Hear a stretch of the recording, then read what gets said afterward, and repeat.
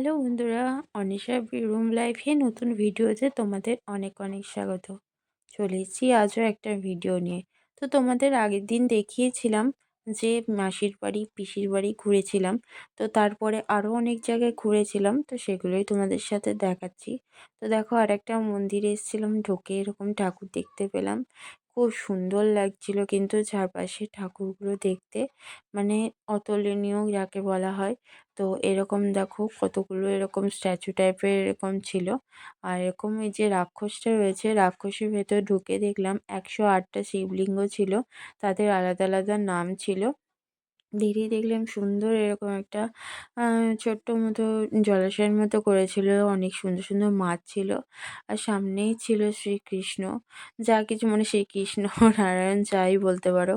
আর এদিকে দেখো রয়েছে আমাদের রাধা কৃষ্ণ গাছের তলায় বসে দোল খাচ্ছি। এটা দেখতে তো অপূর্ব লাগছিল, ভীষণই সুন্দর লাগছিল ওই জায়গাটা দেখতে।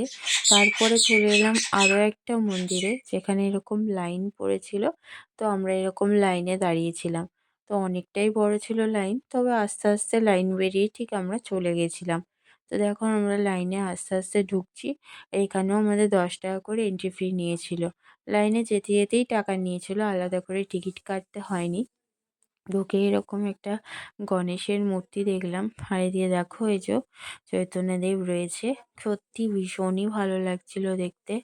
আর এদিকে দেখো আরো অনেকগুলো ঠাকুর ছিল এই মন্দিরের ভেতরটা। মন্দিরের ভেতরে ঠাকুরগুলো দেখতে যতটা সুন্দর ছিল, ফুল দিয়ে সাজানোটা আমার খুব বেশি ভালো লেগেছে। এত সুন্দর রংচঙে লাগছিল, চারপাশটা সুন্দরভাবে সাজিয়েছিল। আর তোমাদেরকে আমি একটু একটু করে যা কিছু দেখিয়েছি, সব ক্লিপগুলো একটু একটু করে নিয়ে দেখালাম। সব একসাথে অনেক বড় করে দেখানোটা তো সম্ভব নয়, কিন্তু যেগুলো দেখেছি তোমাদেরকে একটু একটু করে দেখাচ্ছি। এই যে চৈতন্য মহাপ্রভুর যে এত বড় ছবিটা, দেখতে ওখানে দাঁড়িয়ে দাঁড়িয়ে অনেকক্ষণ দেখেছিলাম। এত ভালো লাগছিল দেখতে। তো সেখান থেকে বেরিয়ে চলে এলাম। আরও অনেকগুলো ঠাকুর দেখেছিলাম। এরকম সুন্দর সুন্দর ঠাকুর ছিল মাঝখানে মাঝখানে।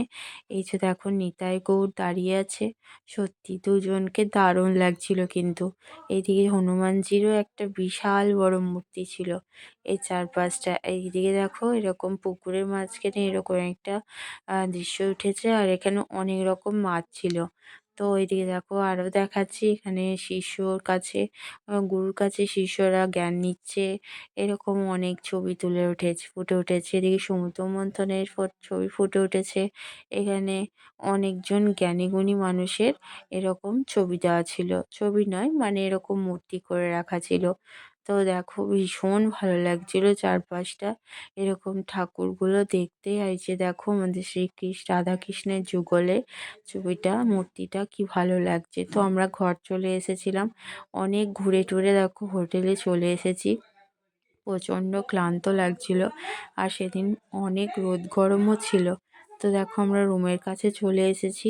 বড়দিকে রুমের চাবি খুলেছে, ঘরের কি অবস্থা দেখো। তো চলো আমরা রেডি হয়ে চলে এসেছি খাবার খেতে, অনেকটাই লেট হয়ে গেছিলো। তো এদিকে দেখো আমাদের দিয়েছিল ভাত, আর তার সাথে দিয়েছিল এঁচোড়ের তরকারি।